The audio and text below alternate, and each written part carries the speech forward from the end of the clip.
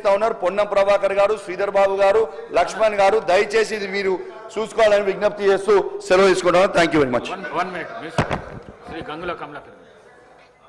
Sir, గౌరవ BC శాఖ మంత్రి గారు పొన్నం ప్రభాకర్ గారు చాలా ఆవేదనతోటి ఆవేశం కూడా చెప్పిండు అధ్యక్ష. వారు మాకు తెలుసు అధ్యక్ష, 1984లో కూడా నేను వారు బీసీ సమసంఘన పరిషత్తులో పోరాటం చేసిన అధ్యక్ష. కానీ ఆ రోజు చాలా గొంతుగా బలంగా బీసీ గొంతు వినిపించిన అధ్యక్ష. మరి ప్రభుత్వం వచ్చినాక గొంతు తగ్గిందని నేను భావిస్తున్నాను అధ్యక్ష.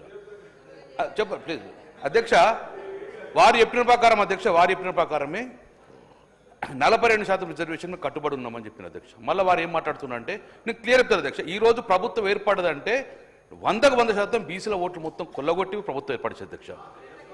ఆ రోజుల్లో వాళ్ళు ఏం చెప్పారంటే 42% రిజర్వేషన్ కట్టుబడి ఉన్న అధ్యక్ష.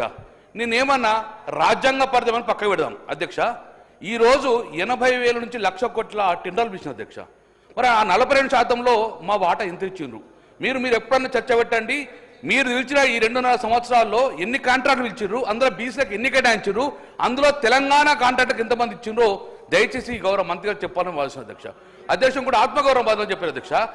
నేను రిక్వెస్ట్ చేసిన ప్రభుత్వాన్ని ఆరోగ్యంగా తమను ముందరగుణంగా రిక్వెస్ట్ చేసిన ఆత్మగౌరవ భవనాలకు సంబంధించిన అక్కడ ఒక పెద్ద కంపెనీలన్నీ కూడా నియోపోలిస్ కన్స్ట్రక్షన్ జరుగుతుంది.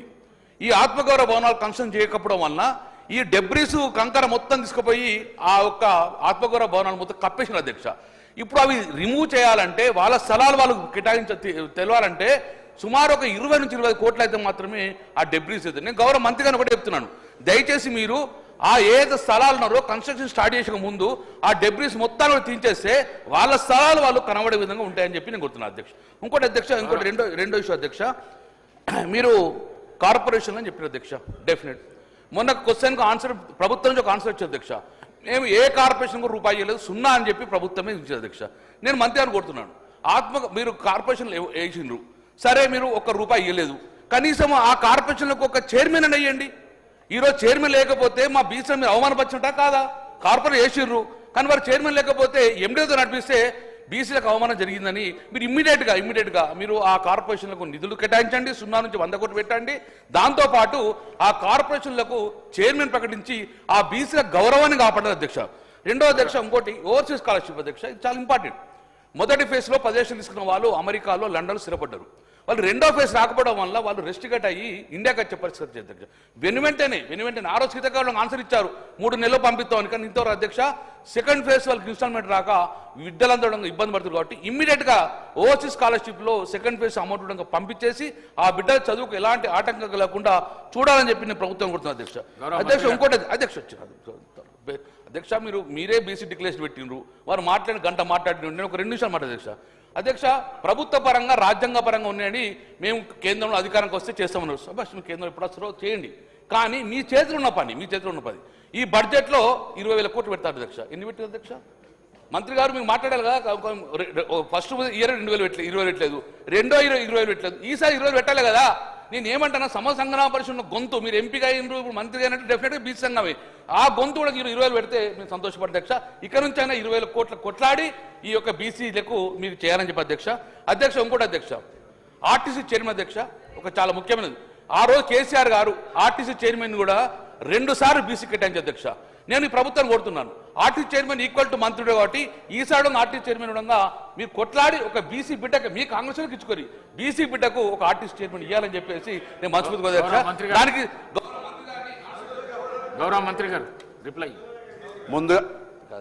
ముందుగా గౌరవ సభ్యుడు అడిగిన, అంటే మిగతా సభ్యులందరూ చెప్తా కానీ ఇప్పుడు నేను గౌరవ సభ్యులు ఎవరైనా విదేశీ విద్యానిధి కింద ఫేజ్ 1 తీసుకొని ఫేజ్ 2 రాలేదంటే నేను మొన్న కూడా ఎవరో సభ్యులు అడుగుతూ చెప్పిన వెంటనే రిలీజ్ చేస్తాం. దయచేసి అటువంటి వివరాలు ఉంటే పట్టిగానే ఓవరాల్గా చెప్పకుండా ఎవరున్నా సరే లిఖితపూర్వకంగా నాకు ఇచ్చినా పర్లేదు, గౌరవ ఆర్థిక మంత్రికి ఇచ్చినా ఎవరికి ఇచ్చినా వాటిని క్లియర్ చేసే విధంగా చర్యలు తీసుకుని ఎక్కడైనా ఏదైనా ఓవర్లాప్స్ అయి ఉంటే తప్పకుండా. 2, నేను గౌరవ మంత్రి గారు వారు చెప్పినట్టుగా మేము స్టూడెంట్స్ యూనియన్ నుంచి మూవ్మెంట్లో పాల్గొన్నాం. తప్పకుండా అవర్ కమిట్మెంట్ ఇస్ దేర్. ఇవాళ కూడా మా పార్టీలో ఎవరు చెప్పేటువంటి అవసరం లేకుండా ఒక ప్రజాస్వామిక పార్టీ కాబట్టి 3 మంత్రులం ఇక్కడే ఉన్నారు. గౌరవ మంత్రి గారు కొండా సురేఖ గారు, కొండా సురేఖ గారు, వాకిటి శ్రీహరి గారు, ఆది శ్రీనివాస్ గారు, బీర్లా యాదవ్ ఐలయ్య గారు, వీర్లపల్లి శంకర్ గారు, మాకర్ సింగ్ గారు చెప్తా ఆన్సర్ చెప్తుంటాను. ఆన్సర్ మేము మాకు సంబంధించి ప్రభుత్వ పరంగా బలహీన వర్గాలకు మీరు చెప్పినట్టుగా సప్లాన్తో పాటుగా మిగతా కామారెడ్డి డిక్లరేషన్లో పెట్టిన అంశాలకు సంబంధించిన కూడా తొందరలో వాటి పట్ల చర్య తీసుకోవాల్సిందే, రెస్పాండ్ కమ్మని కోరుతా ఉన్నాం. తప్పకుండా మీరు నేను ఇంతమంది చెప్పిన ఫస్ట్ మీరు నేను చెప్పేటప్పుడు వచ్చారు శంకరపట్నం శృంగేరి మీరు కూడా వెళ్తారు, నేను కూడా వెళ్తాను శృంగేరికి. పామి మొసలు మీరు పామైనా నేను నెమలైనా మీరు నేను కొట్టుకునేది ఇక్కడ బరాబర్ కొట్టుకుందాం. కానీ ఇక్కడికి వచ్చినప్పటికీ ఆ పట్టణంలో అందరూ ఎట్లా కలిసి ఉంటారో బలహీన వర్గాల ఇష్యూస్ వచ్చినప్పటికీ అందరూ కలిసి ఉండాలని ఉద్దేశంతో చెప్పినా తప్ప వేరే డిఫరెంట్ మైండ్తో చెప్పలే అధ్యక్ష. అవునా కదా, ఎస్సీ ఎస్టీ బీసీ మైనార్టీలకు ఊకే కొట్లాటగా వచ్చి ఎవరికి ఏమి ఇవ్వకుండానే వెళ్ళిపోయినట్టు ఉంటుంది అన్నట్టు. అట్లా కాకుండా ఉండాలనేది దానినే నేను కోరుతాను అధ్యక్ష. తప్పకుండా నేను మళ్ళీ దాని మీద మీరు ఎంపీసీ పెట్టిరు, తాడూరు శ్రీనివాస్ చేసిరు, రూపాయి చేయలే, ఇవన్నీ ఉన్నాయి, ఇష్యూస్ ఉన్నాయి కాబట్టి మనం చర్చ చేసుకుంటున్నాం. Definitely we are positive. మేము కార్పొరేషన్లకు పైసలు ఇవ్వాలి, పైసలు ఖర్చు చేయాలి. మరి ఆర్థిక శాఖ మంత్రి లేరు కాబట్టి వారు పక్కనే సీటు ఉన్నటువంటి అసెంబ్లీ వ్యవహారాల మంత్రికి నిధులు బలహీన వర్గాలకు సంబంధించి కొంత ఇవ్వాలనేటువంటి వాదన బలహీన వర్గాల బిడ్డగా ప్రభుత్వంలో ఉన్నప్పటికీ కూడా మేము కోరుకుంటున్నాం. అందరం కూడా అదే మాట మీద మేము ఇవాళ మేము దానికి సంబంధించి ఎక్కడ కూడా గొంతు తక్కువయ్యేది లేదు, గొంతు సన్నబడేది లేదు. బలహీన వర్గాలకు సంబంధించి మా పార్టీలో బాధ్యత డెఫినెట్లీ చేసుకున్నాం అధ్యక్ష. అదే డెఫినెట్లీ చేస్తాం అధ్యక్ష. తప్పకుండా ఇక్కడ కూడా మిగతా చైర్మన్ పదవులకు సంబంధించి ఇప్పటికీ ఒక 2 ముదిరాజ్ కార్పొరేషన్, దాని తర్వాత బీసీ కార్పొరేషన్ కూడా వేసాం అధ్యక్ష. మిగతా చైర్మన్ పదవులను కూడా తొందరలో నియమించడమే కాదు, నిధులు ఇచ్చి ప్రత్యేకమైనటువంటి స్కిల్ డెవలప్మెంట్తో పాటుగా సెల్ఫ్ ఎంప్లాయ్మెంట్ స్కీమ్స్ వాస్తవంగా ఈ సంవత్సరమే రావాల్సి ఉండే ఆ అంశం మీద డీటెయిల్గా డిస్కస్ చేసినాం. ఇప్పుడు తొందరలో మీరు అడిగినారని మేము ఇచ్చినామని కాదు, అది మా ఆలోచన కూడా. మీరు అడిగినారు సంతోషం. ఆ శివపట ప్రభావం పడి మీ ఆలోచనకు అనుగుణంగా మేము అందరం కూడా కలిసి చేసుకొని పోదామన్న మాట నేను సందర్భంగా కోరుతున్నాను. వారి ఆకాంక్షలకు అనుగుణంగా ఆత్మగౌరవ భవనాలకు సంబంధించి క్లియర్గా అక్కడ ఉండేటటువంటి ఏదైతే వేస్టేజ్ ఉందో అది ప్రభుత్వం ఆల్రెడీ నేను హెచ్ఎండిఏ గారికి నేను చెప్పినాను. అదేవిధంగా యాదవులు వాళ్ళు కట్టుకొని ఓపెనింగ్ అప్పటికి వస్తే కూడా చాలా పెద్ద ఖర్చు అయితే దాన్ని తొలగించాలంటే నేనే హెచ్ఎండిఏ నుంచి తీపించిన. వాళ్ళు ముగ్గు పోసుకునే నాటికి వాళ్ళు ఎక్కడెక్కడైతే పైసలు శాంక్షన్ రాగానే మీరు కూడా రండి. ఒక బలహీన వర్గాల శాసనసభ్యుడు మీ హయాంలో ల్యాండ్స్ ఇచ్చినప్పుడు వాటి ఫౌండేషన్ రండి, అందరూ ఇంక్లూడింగ్ మున్నూరు కాపుతో సహా మున్నూరు కాపుతో సహా అందరూ కూడా మున్నూరు కాపుతో సహా అందరూ నేను చెప్పినాను అన్ని సంఘాలకు సంబంధించి నిధులు కేటాయిస్తామనేటువంటి నిర్ణయం తీసుకున్నాం. అక్కడ ఉండబడేటువంటి కన్స్ట్రక్షన్ స్టేటస్ను ల్యాండ్ ఇచ్చేసారు, దాన్ని పట్టించుకోలే, ఏం జరిగింది అది చర్చ అవసరం లే. వాళ్లకు ఆత్మగౌరవ భవనాల నిర్మాణం ఈ ప్రభుత్వానికి సంబంధించి ముందున్నటువంటి బాధ్యత.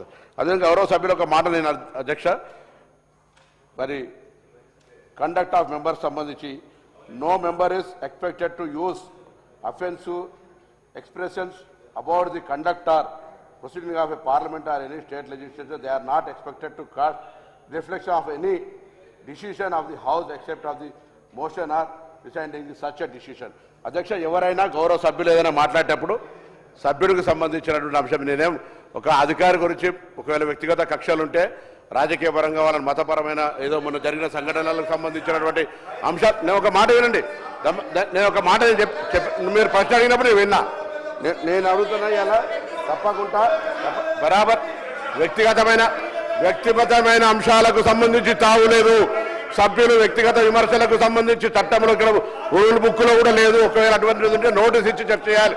ఒక అధికారి గురించి ఇక్కడ చర్చ చేసే విధంగా ఉండమంది కాదు. తర్వాత అందుకు సంబంధించి ఏ అంశమైనా ఇప్పటికే అటువంటి ఆరోపణల పట్ల కూడా ప్రభుత్వం అక్కడ విచారణ చేయమని చెప్పింది. వచ్చినటువంటి పత్రికల్లో వచ్చినటువంటి వార్తల్ని ఇప్పటికే ఇక సంబంధించి ఒక 2-3 వార్తలు వస్తే అక్కడ ఎంక్వైరీ అధికారి అటువంటిది ఏమి లేదనేటువంటిది మీ ద్వారా నేను పంపిస్తాను అధ్యక్ష. కాబట్టి ఇక్కడ వ్యక్తిగతమైన అంశాలకు ప్రాధాన్యత ఇచ్చేటువంటి ఉద్దేశం లేదు.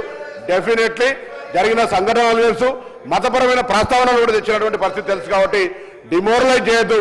ఇదే అధికారి టీఆర్ఎస్ హయాంలో కూడా గతంలో ములుగు, ఆదిలాబాద్ ఎక్కడెక్కడ పనిచేశారు.